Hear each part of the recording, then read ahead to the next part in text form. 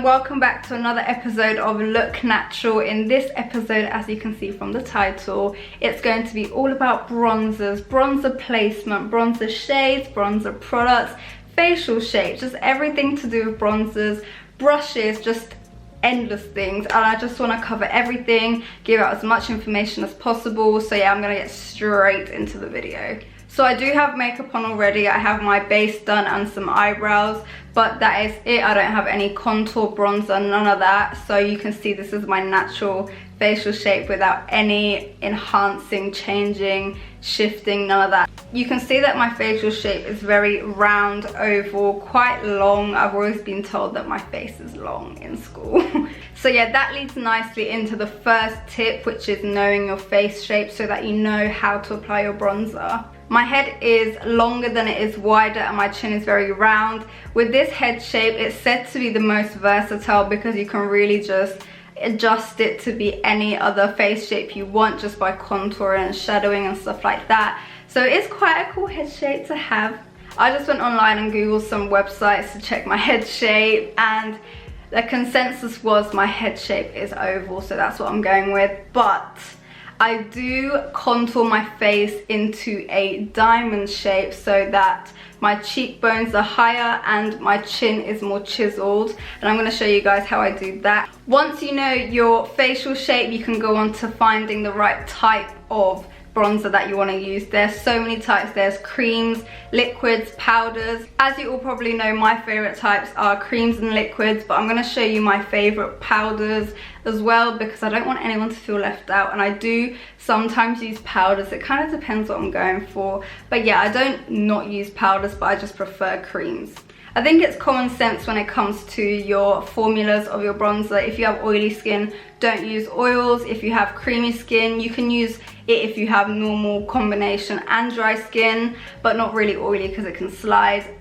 If you have dry skin, don't use powders because it can make your dry skin look more dry. So yeah, just kind of just think, this is gonna make my skin look worse, so let me not. But sometimes there are a few products, I must say, that are exceptions, so don't just cancel the whole thing out. I'm going to show you some ones that I love. My skin type can be really oily around the T-zone, but also dry, so there's a few different products. Okay, now this is the most important step. It is color matching and getting the right shades of bronzers. You don't want to look orange, you don't want to look dry, you don't want to look grey. So one thing I mentioned in my previous videos is that I don't actually contour. I just bronze and use blush. I usually just bronze where I should contour because I like how it looks on my skin more than the contours. Contours are supposed to be cool tones that just shadow your face, but you know me, I just love bronzers instead, and each to their own, I guess. If contour's a bit of you,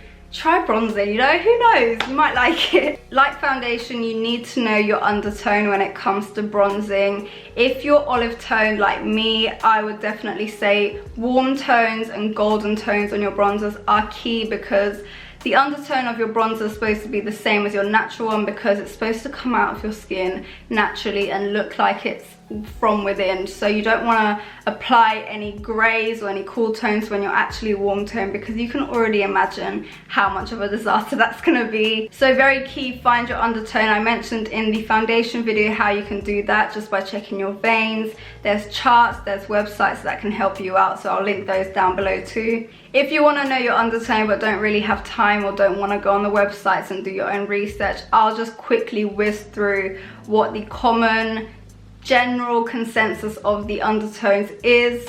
If you're quite fair skinned, then definitely a pink undertone. If you're olive skin or warm skin toned, then golden / warm tones look best. If you're kind of medium in between olive and deep, then a peachy tone is usually what looks best. And if you're deep, dark skinned, then a brassy deep tone will definitely suit your skin type better. Now there is a neutral undertone. As you can imagine, it's one of the hardest undertones because you are in between pink and warm, so you're just like, what do I use? But they do say that it's best if you lean towards a pink, but not all the way pink, kind of like in the middle but pink, so that you don't look grey but you really don't want to look orange, so they say pink, subtle pink. Now the reason why I have not got any bronzer on is because I want to show you guys how I actually apply it and how I shape shift my face into a diamond and how I chisel my cheekbones and stuff like that. So yeah, I'm gonna get into that now. I'm gonna use, I think I'm gonna use a liquid bronzer on one side and then a powder on the other so I can show you different techniques. So for liquid bronzers, I just usually shake it, apply it on the back of my hand. Don't worry guys, I'll get into what my favorite bronzers are. I take a tapered face brush because there's just more flexibility. What I like to do is just tap where my blush is actually supposed to be. So actually on top of my cheekbone and not under. A lot of people do it under, but if you really want that high cheekbone look, you have to do on top. A key tip I have to mention is you have to start small and build it up because you don't want to go in and be like so if you do overdo it, you can always just go in with a clean brush and just pat on top, or your foundation brush. It's not the end of the world, but you know, it's better to start off little. I like to take it on my forehead as well, just the outer part, not all the way in or all the way across the top.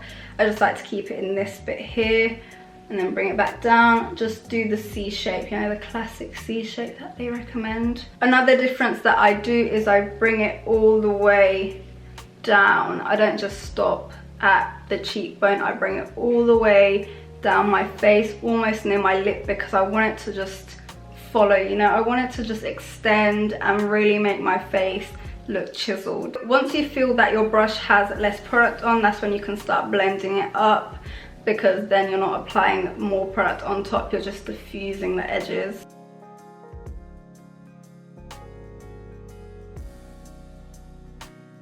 As you can see, the bronzer is very, very natural. It's very subtle, not in your face. It looks from within, which I love, and that's what I'm going for. You can really see the difference from one side to the other. For the liquid highlight, I use the NARS liquid bronzer in the shade Laguna. And for the powder side, I'm actually going to use the same shade, but a powder formula to show you guys the difference.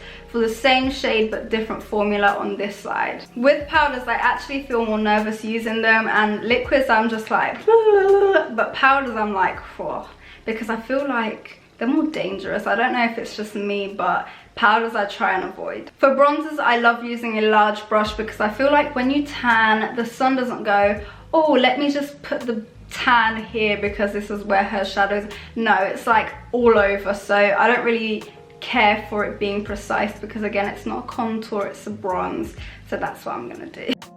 What I'm doing is pressing the side of the brush into my cheekbone and then using the end of the brush to diffuse the edges, and just so it focuses the bronzer in that crease. I don't know if that makes sense, but I'm really trying to explain it. You can see from the video what I'm trying to say. I think my main difficulty when using powders is just making sure that it's blended out.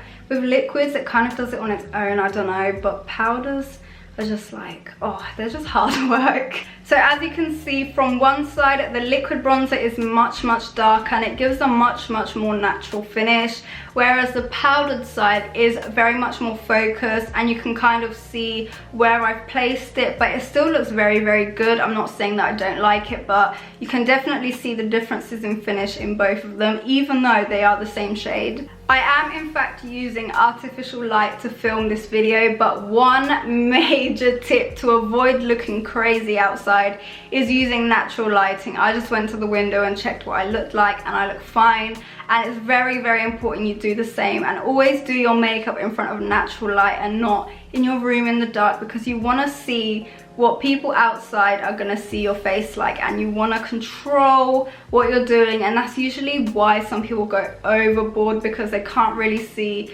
what it would look like outside. Now to get into my favorite bronzers, as I mentioned, I love the liquid bronzer by NARS in Laguna and also the powder. They're both great products, and depending on what finish you want to go for, I love the liquid one more, but that doesn't mean I don't use this one. I just use this one way more. Another bronzer I love is the Too Faced Pineapple Paradise Strobing Bronzer. This one does have glitter in it, so if you don't want to use any glitter, then avoid this one. But this one's want more of a tropical, when you want to look like you just came on holiday, this is the one that makes you look like that. It also has a very nice highlighter next to it if you want to have a highlighter that complements the bronzer very nicely. This one is great, and it's lasted me so long because a little does go a long way with this one. I also have to say that this one is also great value for money. 1 or 2 drops can cover my whole face, and yeah, I've had this for like almost a year now, and I can feel